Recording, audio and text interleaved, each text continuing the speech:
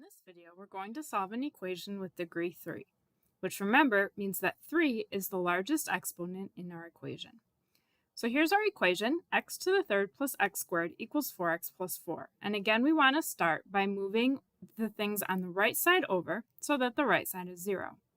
So I'm going to subtract 4x and subtract 4 from both sides. And when I do this, the 4x and the 4 are not going to combine with anything that's already there. So everything is just going to be its own separate terms because they all have different powers of x. So we have x to the third plus x squared minus 4x minus 4 equals 0.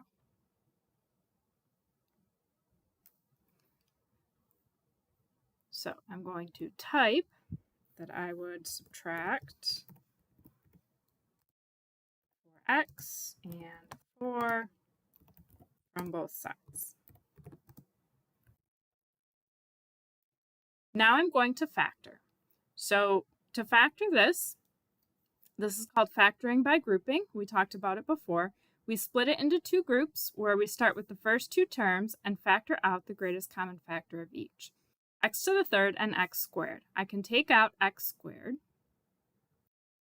and that's going to leave me with x, because I multiply x squared by x to get x to the third, and 1, because I have x squared here already. I don't need to multiply by anything, so I would say that I'm multiplying by 1.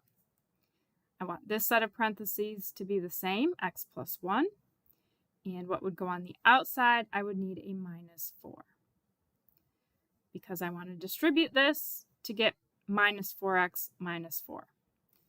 So once I have it set up like this with my groups, I have my two factors. One of them is x plus 1, and the other is x squared minus 4. So one is the set of parentheses, and the other is the pieces in front of that set of parentheses. And then I'm going to factor the set of parentheses that can be factored further, which is the x squared minus 4. So x plus 1 I'm just going to bring down. X squared minus 4, what times itself is 4? That's 2. So this is x minus 2 times x plus 2. And now to find the solutions to the equation, set each factor equal to 0 and solve. So we have x plus 1 equals 0. X minus 2 equals 0, x plus 2 equals 0. So for my solutions, I have negative 1, I have 2, and I have negative 2.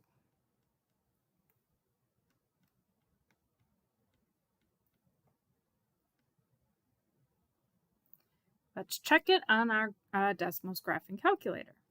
So as we've seen before, the x-intercepts should be these solutions, negative 1, 2, and negative 2. So I'm looking at the red graph here. And yep, I can see I have solutions at negative 2, negative 1, and positive 2.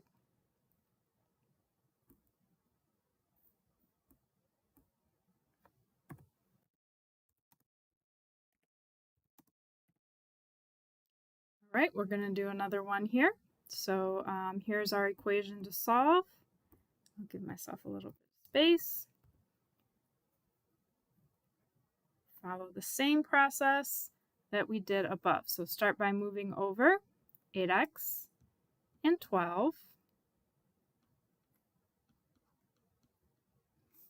We have 2x to the third plus 3x squared minus 8x minus 12 equals 0. Now I'm going to factor it by grouping, set it up into two groups. Sometimes I like to draw a line to separate my two groups.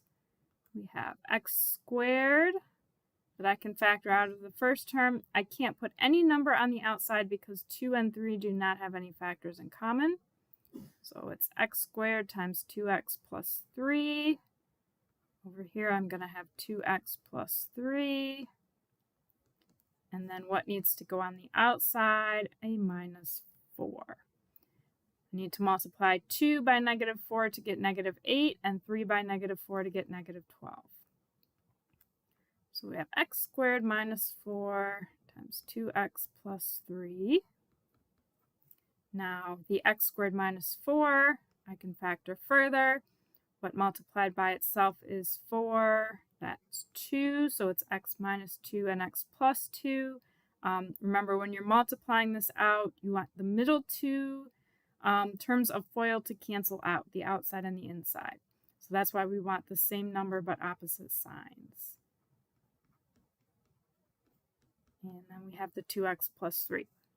So x minus 2 equals 0, x plus 2 equals 0, 2x plus 3 equals 0. This one gives us 2. This one gives us minus 2. And the third one is a little bit more work because we have a number in front of x. So I get negative 3/2 or negative 1.5. So negative 3/2, 2, and negative 2. Those are my 3 solutions. Check that on the Desmos. I have it typed in my second equation here. So here we go. We have x-intercepts at negative 2, negative 1.5, and positive 2.